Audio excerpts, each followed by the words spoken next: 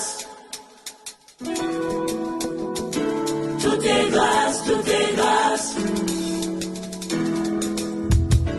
Tout est grâce, tout est grâce. Tout est grâce, tout est grâce. Tout est grâce, tout est grâce.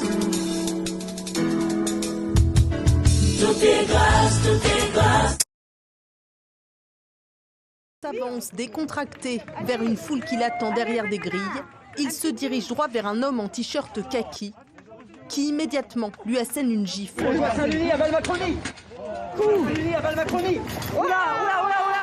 Le président est aussitôt écarté. L'homme interpellé, puis évacué par le service de sécurité, en bas à droite de l'image. Puis très vite, Emmanuel Macron revient et décide malgré tout de continuer à aller à la rencontre des habitants. Monsieur Macron, une photo, c'est bon. Le gifleur d'Emmanuel Macron a passé sa première nuit en prison, condamné hier à 18 mois de prison, dont 4 mois ferme. Ce jeune proche des Gilets jaunes, âgé de 28 ans, a expliqué que le président représentait selon lui la déchéance de la France. Il l'a dit avant d'être incarcéré à la prison de Valence. La justice a fait dans le symbole avec une peine de prison ferme, c'est ce que nous dit la magistrate Evelyne Sirmarin. Qui sont les deux hommes interpellés? Ils ont tous les deux 28 ans, sont amis. Le domicile de l'agresseur a été perquisitionné dans la commune de Saint-Vallier au nord de Valence. Dans le village, ceux qui le connaissent restent abasourdis par ce geste de violence. Le reportage sur place de Gwenaël Vindrez. Vous faites tous les trois ici? Rien, on vient voir notre cher monsieur Macron. Pourquoi? Pour lui dire quoi? Lui dire, je sais pas si on pourra lui parler, mais... Il va arriver là dans une petite heure. Il y a des choses qu'on voudrait dire mais qu'on peut pas dire malheureusement. Par exemple? Le déclin de la France. Vous pensez que la France est en déclin? Oh, totalement. Pourquoi? Parce qu'on a un cher président qui dit qu'on n'a pas de culture. Et je trouve ça triste. Vous êtes engagé vous-même politiquement? Ah c'est oui. Quel parti? Un parti qui est mort, on va dire, plutôt l'anarchie qu'autre chose. Vous aussi, vous êtes pro-anarchiste? Non, pas spécialement. Pourquoi, comme monsieur, racontez. Ils sont timides? C'est vrai? Non, mais on sait que vous avez tendance à détourner les propos qui peuvent être donnés dans ce journal, dans ce média. Vous avez un exemple, par exemple, de propos qu'on aurait détournés? Je ferai pas plus de commentaires. Bonne journée à vous. Au revoir.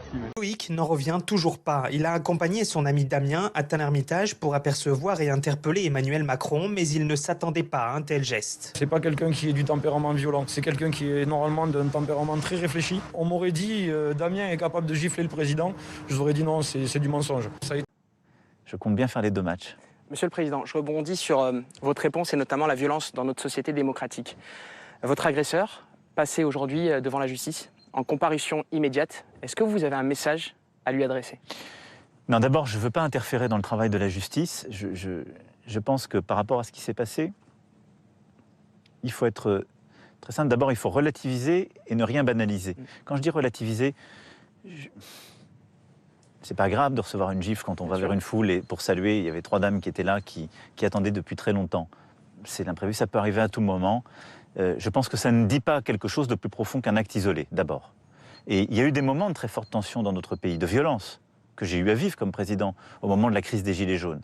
La société n'est pas dans cet état-là aujourd'hui. Donc je pense qu'il ne faut pas faire dire à cet acte autre chose qu'un acte isolé, du fait qu'il y a des gens aujourd'hui qui, dans la société, peuvent être violents à un moment donné ou à un autre. Ensuite, la vraie violence, vous savez, c'est la violence que subissent les femmes qui meurent sous le coup de leurs compagnons et de leur mari. Encore trop, et contre féminicides contre lesquels nous nous battons avec force.